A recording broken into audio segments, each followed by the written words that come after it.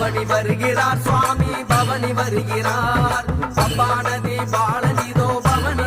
சுவாமியே சரணமையப்பா. இந்த நாள் இது, இனிய நாள் இது. நவம்பர் 17 கார்த்திகை 1. ஐயப்பனை நம்ம நெஞ்சில நம்ம மனசுல சுமக்க வேண்டிய நேரம் வந்தாச்சு. வாங்க போய் மாலை போடலாம்.